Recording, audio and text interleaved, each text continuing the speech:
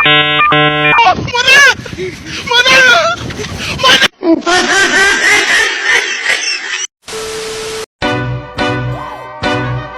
yard.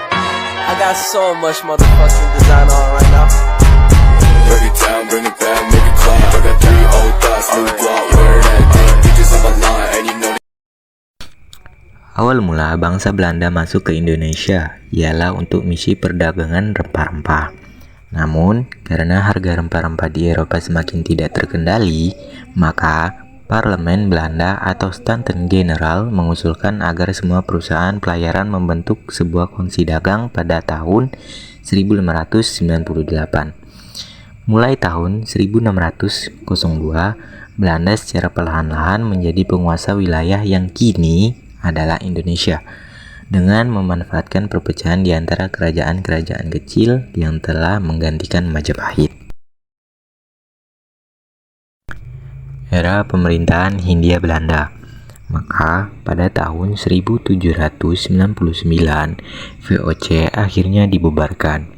Pada tahun 1807 Republik Batavse dihapuskan oleh Kaisar Napoleon Bonaparte dan diganti bentuknya menjadi Kerajaan Holland di bawah pemerintahan Raja Louis Napoleon Bonaparte atau adik dari Kaisar Napoleon.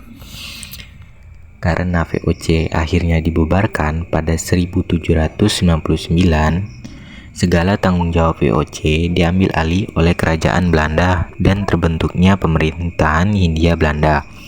Pengambilan kekuasaan ini dimaksudkan agar wilayah Indonesia tetap berada dalam pengendalian Belanda. Dalam hal perkembangannya, Raja Louis Napoleon Bonaparte yang bertanggung jawab atas wilayah Kerajaan Belanda menunjuk Herman William den Lens sebagai Gubernur Jenderal di Indonesia. Dari tahun 1808 sampai 1811, Herman William den Lens menjadi Gubernur Jenderal Belanda di Indonesia, dengan tugas utamanya adalah mempertahankan Pulau Jawa dari serangan pasukan Inggris. Dalam upaya tersebut, perhatian den Lens hanyalah terhadap pertahanan dan ketentaraan untuk memperkuat angkatan perangnya. Den Lens melatih orang-orang Indonesia karena tidak mungkin ia menambah tentaranya dari orang-orang Belanda yang didatangkan dari negeri Belanda. Pembangunan angkatan perangnya ini dilengkapi dengan pendirian tangsi-tangsi atau benteng-benteng, pabrik mesiu, dan juga rumah sakit tentara. Dimulainya kerja paksa atau kerja rodi di samping itu. Atas dasar pertimbangan pertahanan, den Lens memerintahkan pembuatan jalan pos dari Anyer di Jawa Barat sampai Panarukan di Jawa Timur. Pembuatan jalan ini menggunakan tenaga rakyat dengan sistem kerja paksa atau kerja rodi hingga selesainya pembuatan jalan itu.